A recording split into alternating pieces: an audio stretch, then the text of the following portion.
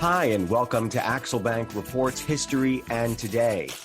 Conversations with America's top nonfiction authors and why their books matter right now. I'm Evan Axelbank, and today we're going to speak with Craig Pittman, the author of Oh, Florida, How America's Weirdest State Influences the Rest of the Country. This is his fourth book, and he's a veteran environmental reporter. He now writes for the Florida Phoenix, and he spent many years working at the Tampa Bay Times.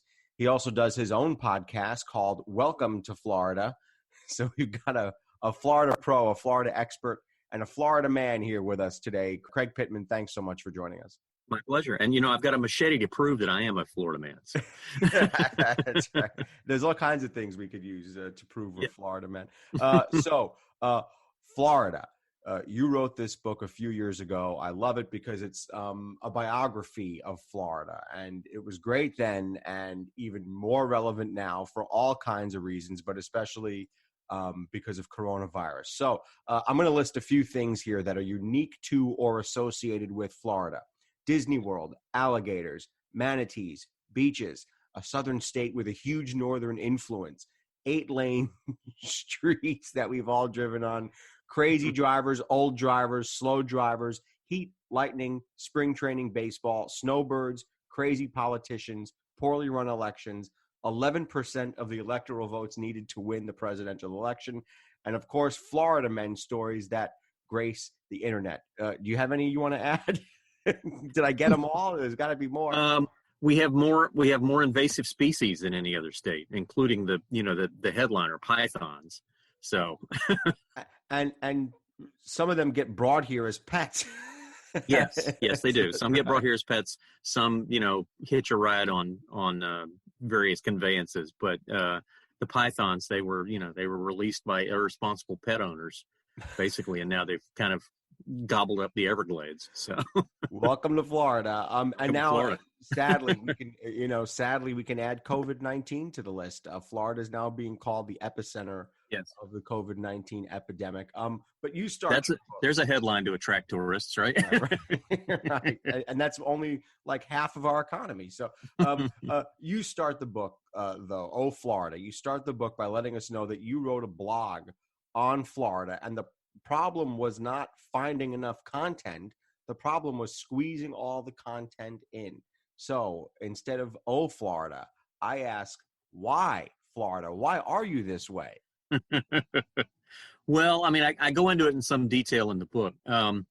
The thing you really got to understand about Florida that helps to make sense of a lot of it is that we went through this wrenching demographic change.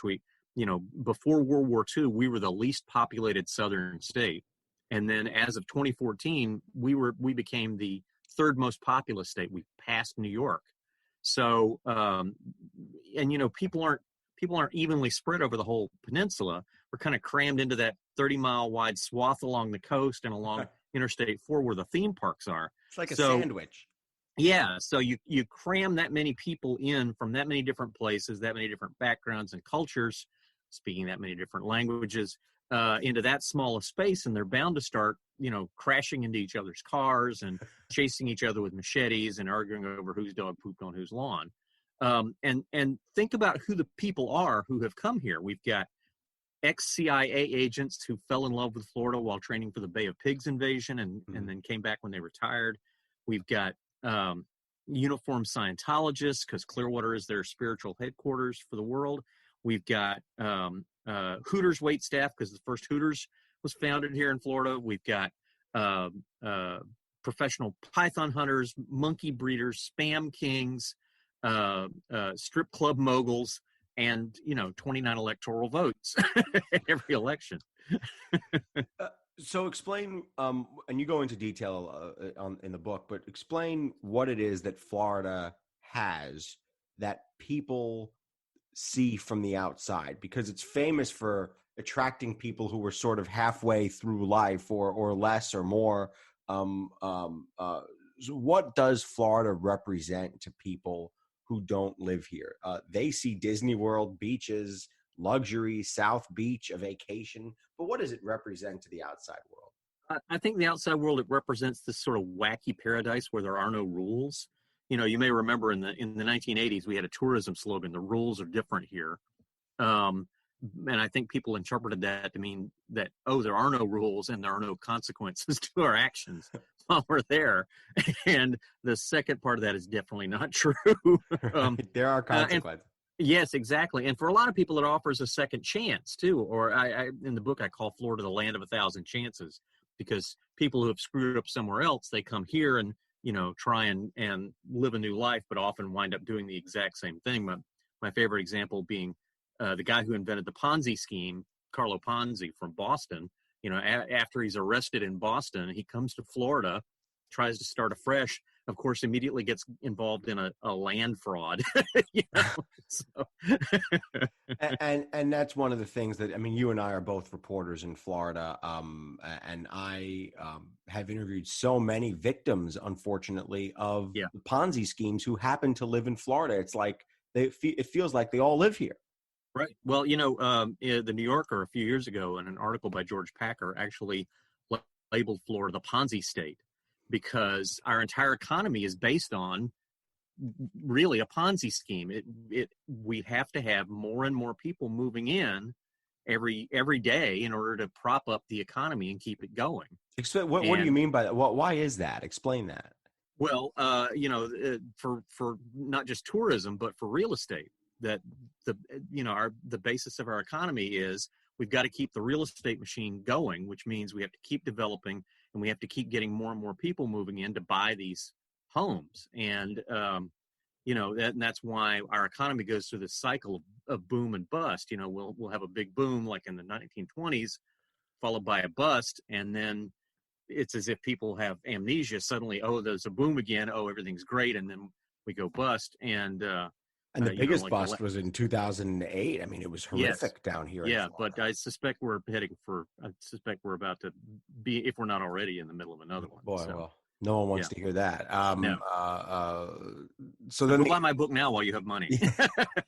Absolutely, you should definitely buy Oh Florida. So I asked you, why are you this way, Florida? Now I want to ask, how is Florida this way? And one of the things you argue in the book is that Florida's geography, we're all sort of trapped here on this peninsula. It's this weird mix of weather and doom that sort of piles up and actually impacts the way we think and the way we feel about living in Florida. And so explain that theory that you have, because it was so interesting. Well, I mean, Florida is basically trying to kill us. We've got the obvious thing, and hurricane season is our annual reminder of that, that we are the state that gets hit by more hurricanes than any other state. So already we're thinking anything I build is going to be, it could be temporary because it could be washed away tomorrow. But we also have more lightning strikes than anywhere else in the Western Hemisphere. We have more sinkholes than any other state, swallowing up everything on top of the ground up to and including people's houses and cars, and occasionally people. I was going to say, and we have more shark bites than anywhere in the world, including Australia. I think because we taste so good, but that's just me.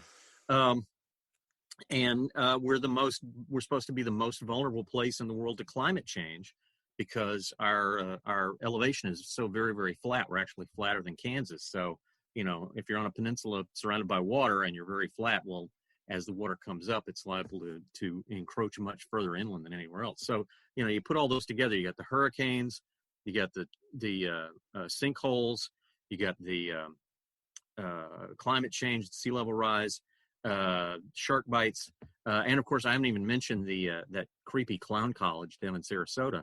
And you put all that together, but on the other hand, we tell people it's paradise.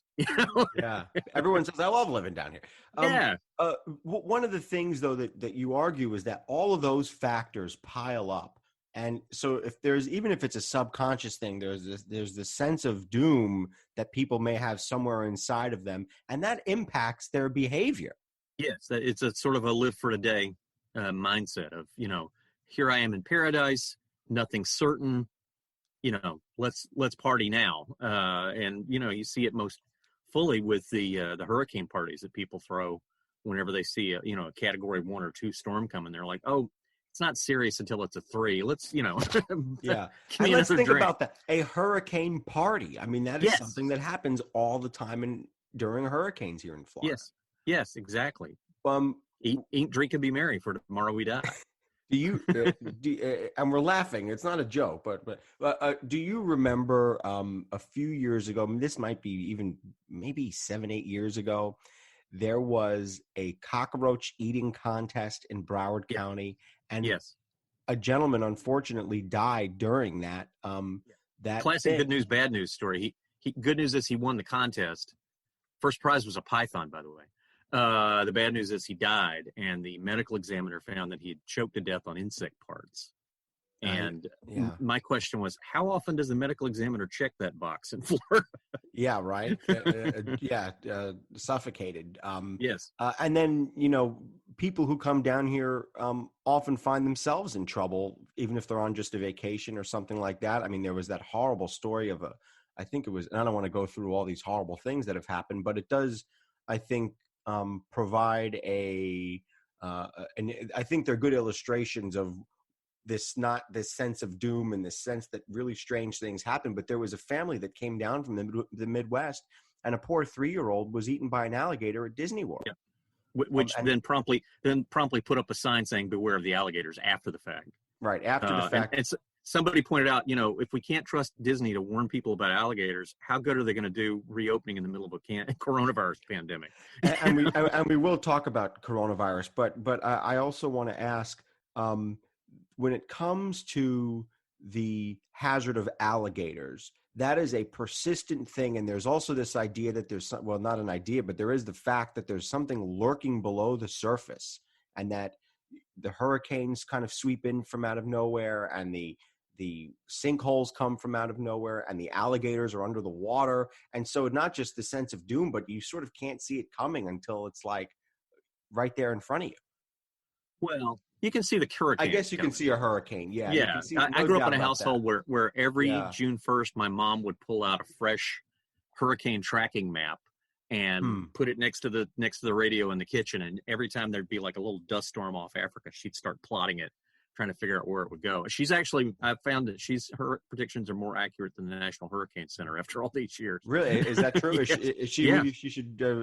She should have been a meteorologist. She really should have been. She predicted Charlie's hard turn to the left before anybody else did. and it wasn't, it wasn't quite a hard turn, because he was at first an independent, and then he went. Not Charlie Chris. You mean the hurricane? Hurricane Charlie.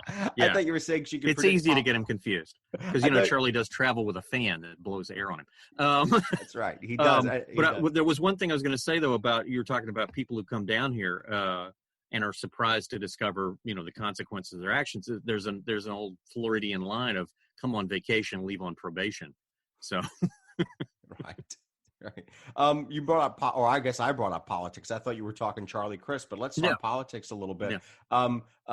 All you have to do is say 2000, and it brings back all kinds of memories for everybody in America. What was it like to be here?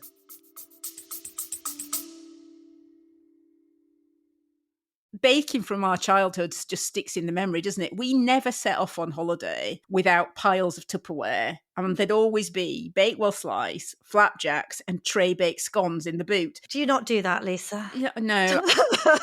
Sadly, I do not stack the Tupperware in the back of the car when we go off on holiday. Oh. Welcome to Small Ways to Live Well, a new podcast from the Simple Things magazine. Season 2 is a pick-me-up tonic that helps us make the shift from winter to spring. A 6-week suggestion box full of things to note, notice and enjoy about the season. Search for Small Ways to Live Well on your podcast app.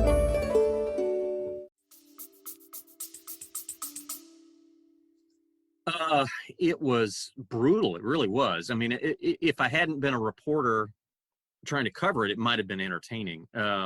The thing though is to me 2000, which by the way, the recount, that 3-week recount, guaranteed nobody in Florida is going to name their child Chad for the next 50 years. it was the turning point for me for how Florida was viewed by the rest of the country. That was the turning point. Interesting. We were viewed as, this lovely vacation spot and occasionally a place where, stuff got shot up into outer space. But people behaved in such a wacky way during the 2000 recount, in particular, Katherine Harris, the Secretary of State, who was in charge of things, or supposed to be, and didn't know anything about election law because she thought the position of Secretary of State meant that she negotiated with foreign countries the way the U.S. Secretary of State does. That's what first gave people in the rest of the country an inkling that people in Florida are weird, that Florida itself is weird, that weird things happen here. And in this case, something weird happening here was affecting the rest of the country. And you can chart it like that, I think, because in 2001, in early 2001, there's this satirical website called fark.com that collects weird news stories, and they gave Florida its own tag. Usually the tags are ironic or ridiculous or something like that. Now, as of 2001, Florida became a tag for stories on fark.com. It's still the only state with its own tag. So that was the turning point in the way Florida was viewed, both by people outside Florida and also politically, because it really revealed itself at that moment to be this hugely important swing state, because Democrats suddenly couldn't win anywhere in the South but Florida. Right. Well, and the other thing too is it revealed how deeply split Florida's electorate is. I mean, in the book, I'd say we're not red or blue. We're as purple as a stone bruise. And, our Democrats actually have more people registered to vote in Florida by a small margin, but Republicans get out the vote better. And so that's why the 2000 recount was sort of a harbinger of things to come. We've had quite a few recounts since then, including in the last election. I think we had 3 separate recounts. One for the governor's race, one for attorney general, and I forget what the third one was. But 3 statewide recounts in one election. It's incredible. The commissioner of agriculture, I believe, went to a recount. Yeah. But you're looking at 30,000 votes split the race for Senate with Rick Scott and Bill Nelson. Yeah. And then 11,000 votes split the race for governor, DeSantis winning over Andrew Gillum. And then I don't remember the number of commissioner of agriculture, but it is extraordinary. You have 3 recounts in one election. Think about that.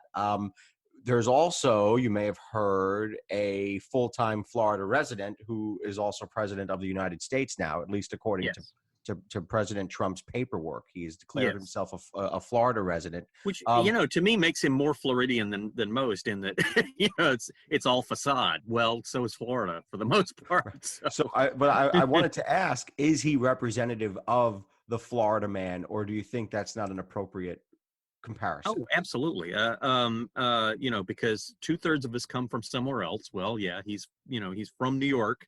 How can I put this? He tends to be rather loud and opinionated, which lots of Floridians are. Sometimes he says things that are not based in reality. Well, that's a Floridian specialty. I mean, we've got whole places like the Villages where they've got historic markers up that are completely made up. So he fits right in.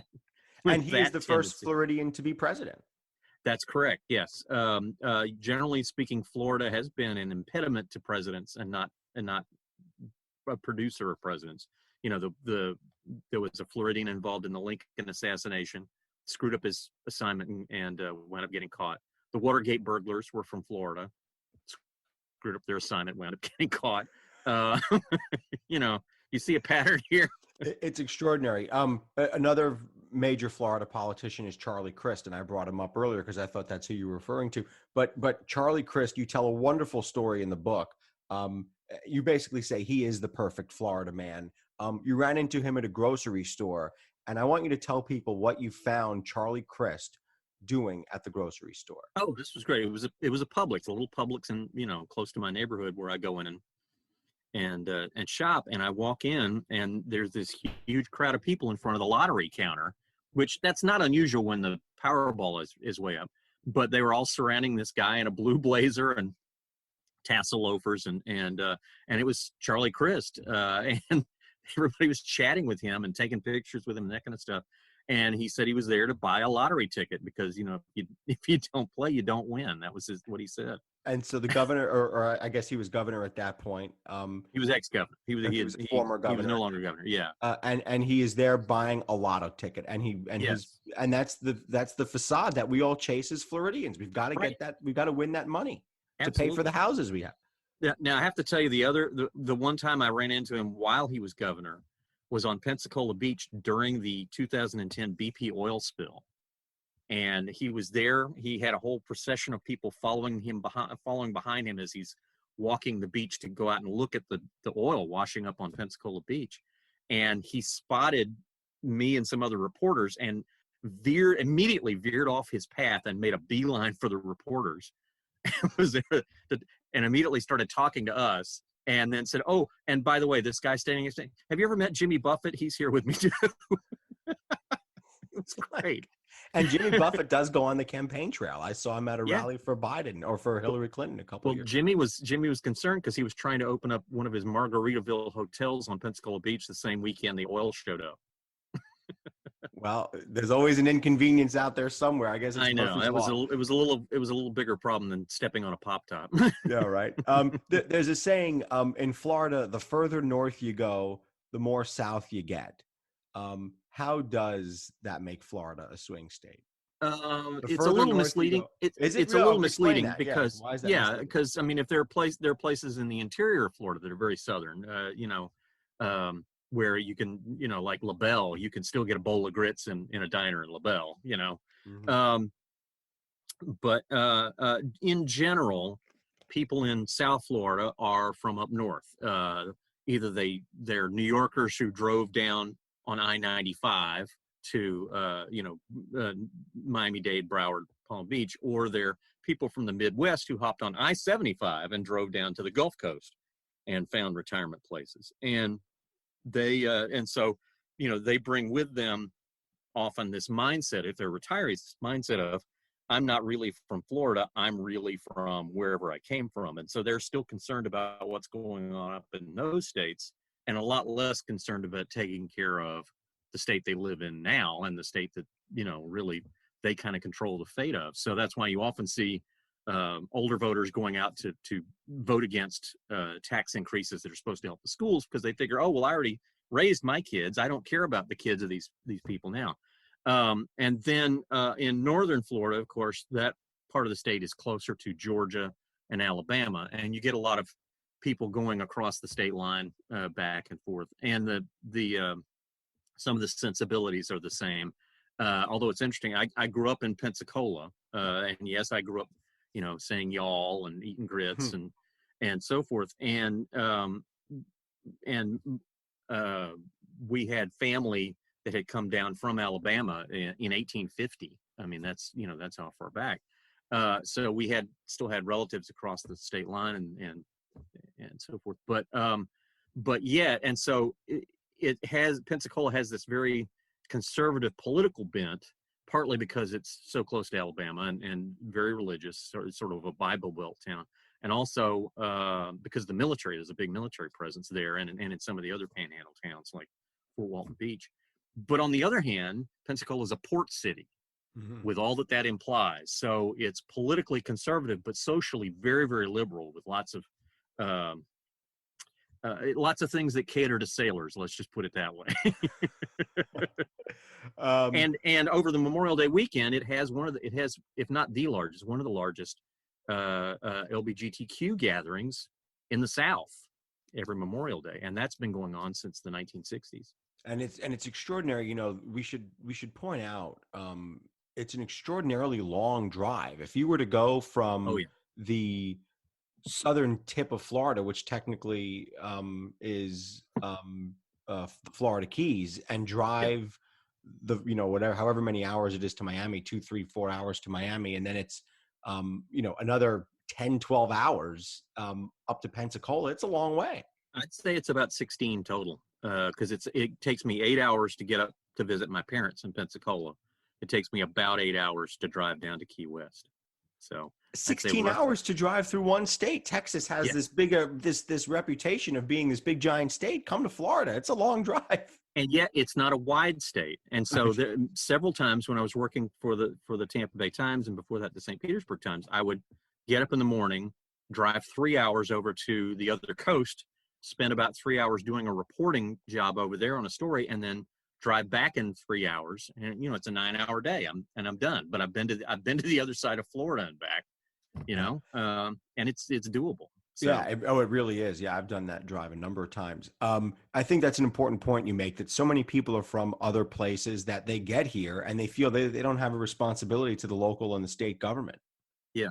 Yeah. And they don't feel a sense of ownership either, which is too bad, because if they paid attention, Florida has this great open government law, the Sunshine Law, that we originated and that other states have copied.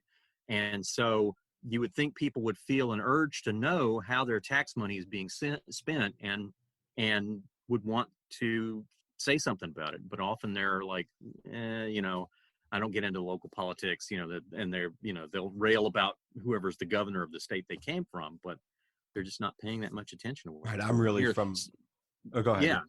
Yeah, I mean, and I hate to beat on the villages, but you see that most distinctly, I think, in the villages. People there pay very close attention to national politics, but I don't think they're paying that close attention to what's going on in their own backyards. And I want to get to coronavirus, but one thing I want to talk about before that is a really tremendously serious issue, which is climate change. Let's just explain where, the main politicians here in Florida see climate change and how much of an impact it can have on this state that is land, surrounded by water.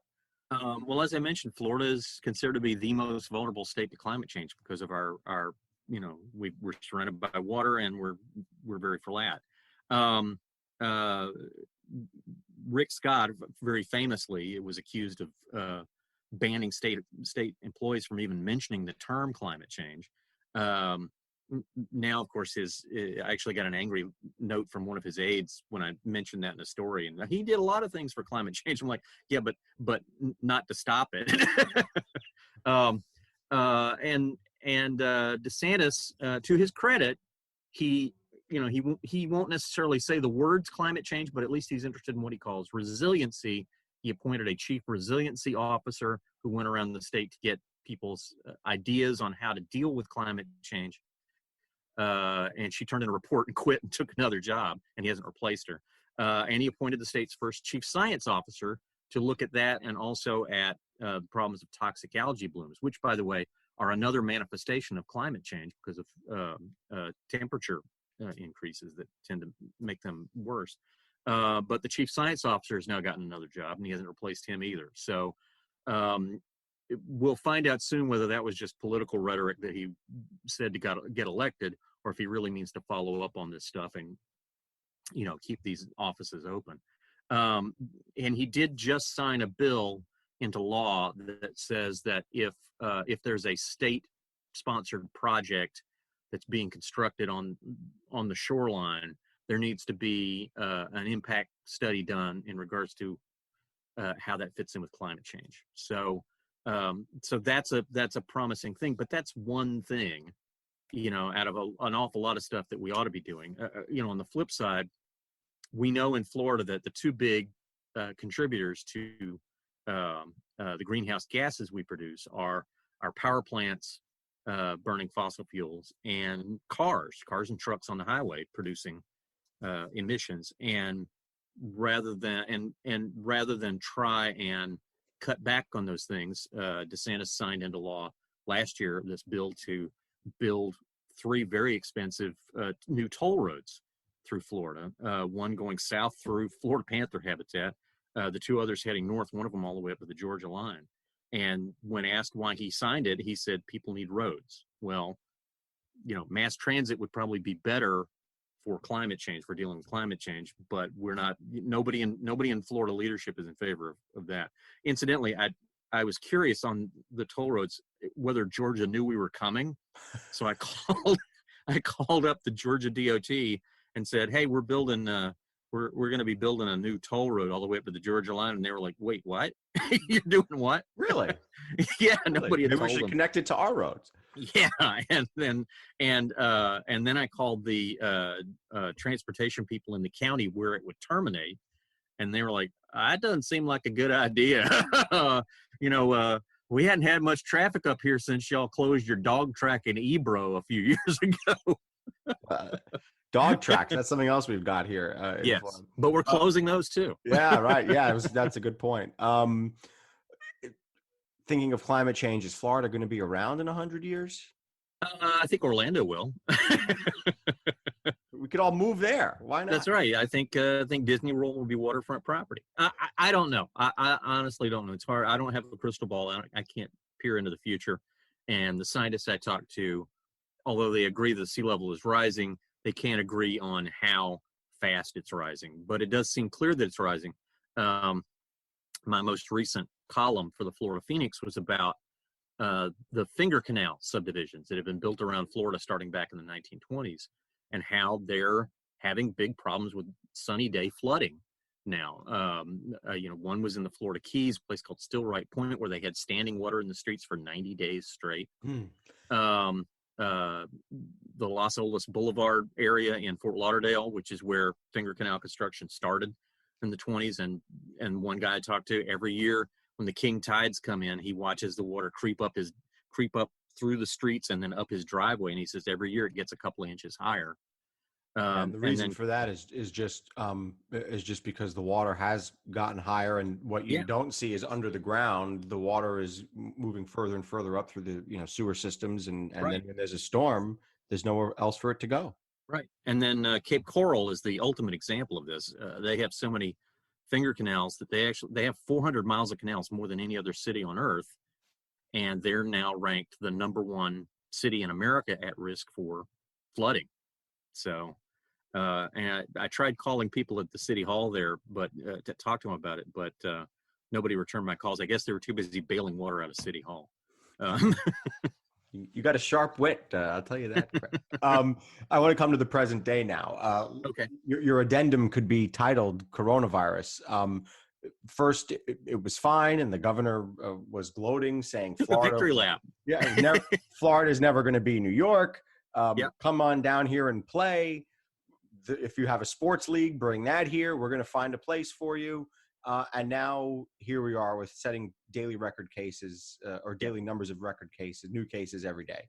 And deaths are going up. And the hospital ICUs are filling up to the point where they can't take any more patients. Yeah, so I gave a little bit of a recap there, but take us back to the beginning of this thing in Florida and how the political response was at the beginning, and then what we saw with the numbers, and then how the numbers changed over time. Give us a recap here. I guess the key thing you have to know about coronavirus in Florida is that Ron DeSantis got elected because Donald Trump liked seeing him on TV. He beat a far more experienced and possibly qualified candidate in the Republican primary, Adam Putnam, who had been representing Florida in Congress, and then was state agriculture commissioner for years, and was a native of Central Florida. DeSantis beat him very handily, in spite of having only spent a couple of terms in Congress and no other prior public service. Putnam had been priming himself for that job for a long time. Yes, basically since his 20s. Yeah. And DeSantis just steamrolled over him because while in Congress, he'd made a number of appearances on Fox TV and talked up the Trump agenda, and so Trump endorsed him over Putnam, and then squeaked out a win over Andrew Gillum in the gubernatorial election. So he comes in and he's got this background in Congress and in being on TV, but he's got no background in working with local government or with state government agencies. And I'm not sure anybody really thoroughly briefed him on how great an emergency management system Florida has. We've really got it down to a science when it comes to hurricanes, where all the local governments know what to do. They know how to cooperate with the state and so forth. And they look to the governor for leadership on this, because he can mobilize the National Guard and do all kinds of other stuff. And instead of working with people, down the line like that, it seems like what DeSantis has done is taken all his cues from the White House and and then made lots of pronouncements. He travels around the state and suddenly pops up with very little notice to reporters about where he's going to be, and says, I'm here to announce X, I'm here to announce Y. And he often does not coordinate with the local governments either about what he's doing and what he has in mind. There have been lots of complaints about that. Lots of complaints about a lack of transparency from the state health department about getting statistics about what's going on. Rather notoriously, the woman who was in charge of putting out the statistics and so forth for the Department of Health got forced out, and then immediately set up her own website where she's tracking them independently. The numbers that were being put out by the health department didn't jibe with the numbers we were getting from the medical examiners' offices about number of deaths, and so the medical examiners were told stop putting out numbers, which is, in Florida, goes against everything we're about as far as our government, as far as open government. So you've got that as a factor. And then the other factor is, as we've talked about, Florida is a state where everything is based on bringing people in, packing them in as tight as we can, and taking as much money from them as we can. And so the instinct is throw open the doors, get people in here, and social distancing completely goes against everything Florida stands for. Closing down businesses, including the theme parks. Oh my God, that's completely unheard of. Disney has stayed open during hurricanes before. But to their credit, although the state wasn't taking action like other states have, DeSantis has, still refusing to issue a masking mandate. Just because he doesn't think people will comply. We have driver's license laws. We have speed limit laws. And we also have cell phones. No, I'm kidding. Yeah. Yes, sorry about that. No, it's all right. Sorry about it. And of course, right. it's a scam likely, so that's a very Floridian Right. phone call. We've got speed limit laws. People break those all the time, and yet we don't get rid of them. So explain where things. So there may be measures that he didn't take. Explain right. what happened. Well, to these and the numbers. point I was leading up to is that in spite of that, a lot of the businesses stepped up and did the right thing on their own. I did a big piece for Politico where I looked at the Floribama Lounge up on the Florida-Alabama line on Perdido Key, where every year they have the interstate mullet toss, where thousands of people from both states pack onto Perdido Key to watch people throw fish back and forth across the state line. And there's, it's like all kinds of addition. I know, it's great. It's a classic Florida thing. And they closed the Floribama Lounge prior to spring break, when DeSantis was leaving the state open through spring break, which of course led to spring breakers then taking the coronavirus back home with them and spreading it to where they went. But the Floribama Lounge closed down prior to spring break, and then announced that they were postponing the mullet toss. And at the same time, they set up online concerts for their local musicians who would come in and normally would play. Now they're doing online concerts. So they made that change really fast. They were being, in spite of Florida's, live for today reputation, they were being very responsible and more responsible than the state government was.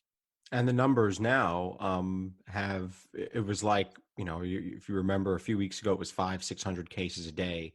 And at the time of this recording, which is July 10th, we've got 11,000 cases a day. So cases have gone up 20-fold. And one of the things that, we've been watching closely is the hospital, the hospital capacity, and that's become an issue. And, hopefully by the time this airs or this goes live in a month, it won't be any worse than it is now. But explain the consequences right now of the virus on hospitals.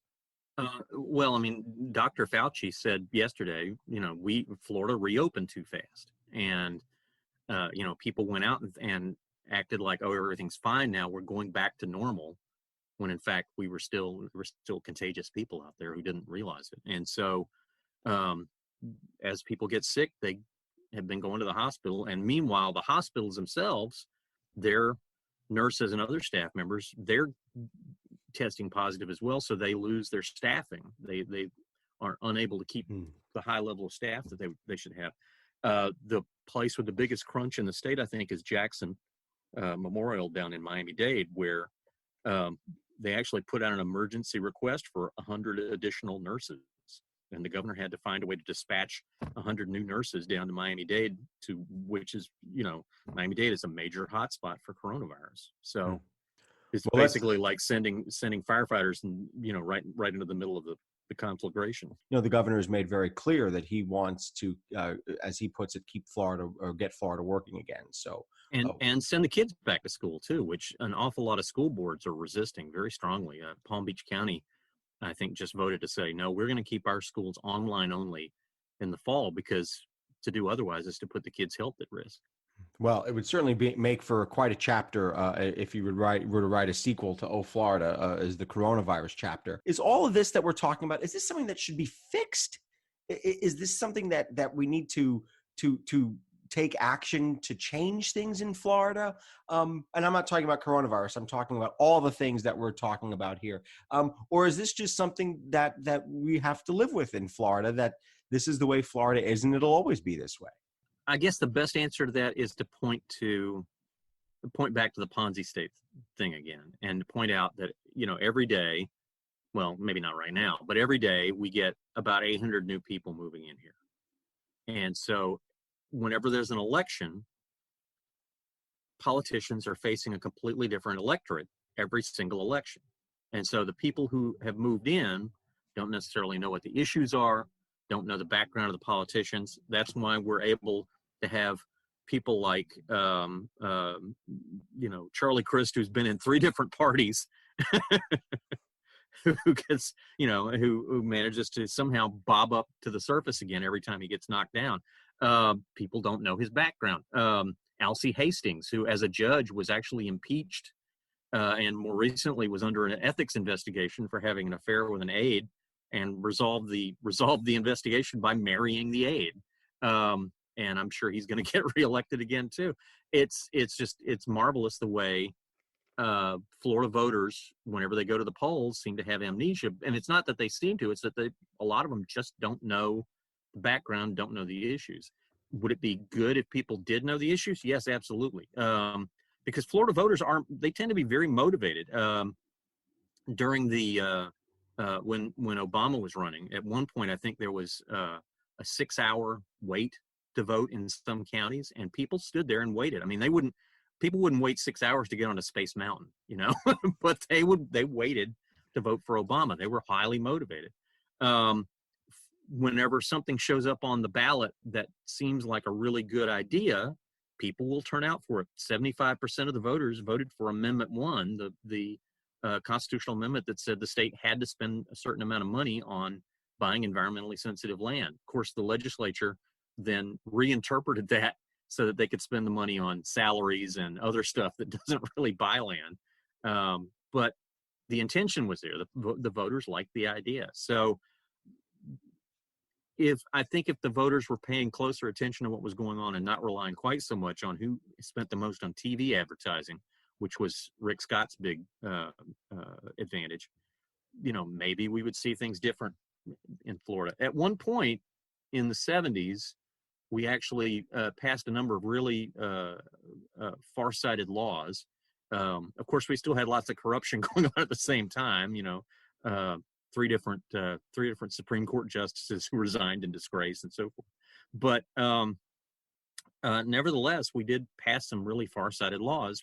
One of them being the Sunshine Law. So could we go back to that again? Maybe. I don't know. It would be interesting if we did. Before we go, I want to have you talk about your new book. It's got a wonderful name, Cattail.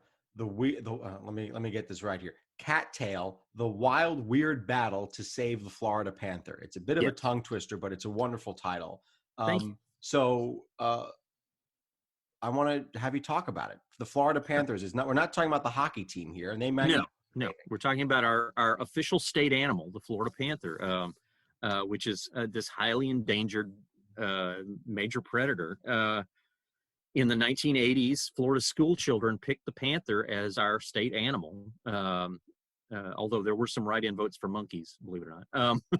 And as a result, the panther got a lot more attention from the state, a lot more funding, and yet in the mid 90s they very nearly went extinct.